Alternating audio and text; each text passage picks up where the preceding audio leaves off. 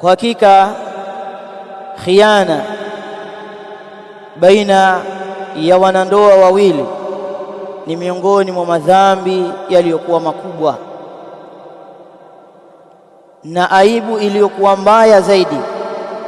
Sawa sawa imekuwa kwa kutazama yale ambayo ya haram au kwa kuongea maneno ambayo yenye kuharibu ndoa au kwa kutuma jumbe mbalimbali ambazo za kujificha au kwa kufanya kitendo cha haram. Yote haya ni katika njia za kuharibu maisha na mafungamano ya wanandoa, na ni mlango miongoni mwa milango itakayowapelekea wanandoa hawa kuangamia. Qala Allahu jalla wa ala, asema Allah subhanahu wa ta'ala, ya ayyuhalladhina amanu la takhunu Allaha war rasul wa takhunu amanatikum wa antum ta'lamun. Allah jalla wa ala anasema, enyi ambao mlioamini, simfanyie khiana Allah tabaraka wa taala na mtume wake. Wa takhunu amanatikum, na mkazifanyia khiana amana zenu, wake zetu, watoto wetu na vile ambavyo tunavyovimiliki katika majumba yetu. Wa antum ta'lamun, na hali ya kuwa nyinyi ni wenye kutambua, ni wenye kujua.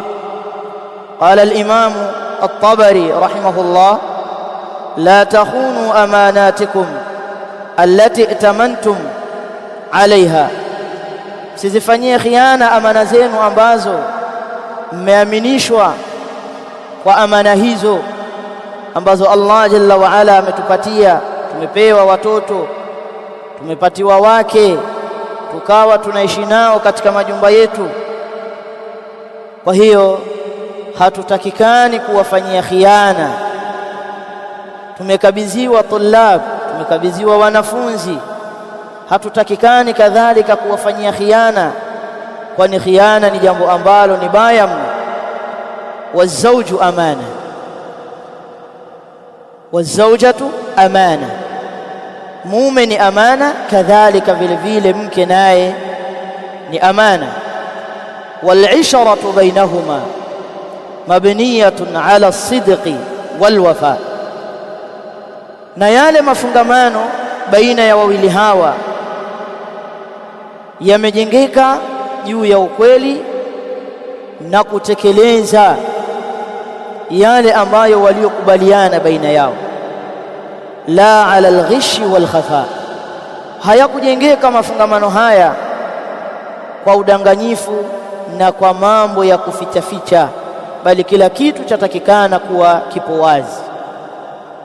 Qala Allahu jalla wa ala, waashiruhunna bilma'ruf, na tuishi nao na tutengemane nao kwa wema.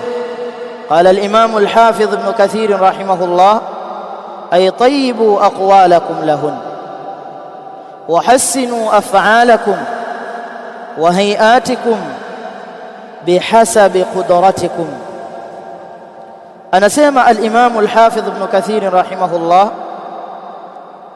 tuyafanye vizuri yale mazungumzo yetu, maneno yetu kwa wao, na tuvifanye vizuri vile vitendo vyetu kwa wao, na ile haia yetu tuitengeneze kuwa ni mzuri baina yetu kwa kadiri ya vile ambavyo Allah subhanahu wa ta'ala atakavyotuwezesha. Fa aina al-ma'ruf mimman yukhadi'u zawjahu au zawjatahu, uko wapi wema kwa yule ambaye anayemfanyia udanganyifu mumewe au mkewe?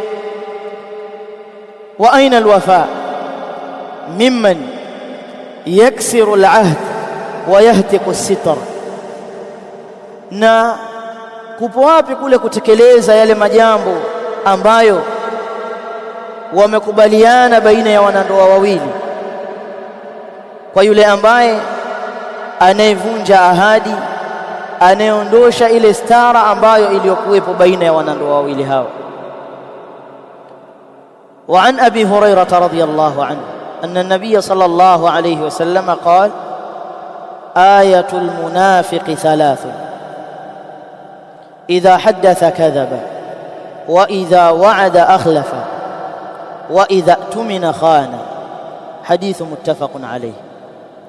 Na imepokewa kutoka kwa Abi Hurairah radhiyallahu anhu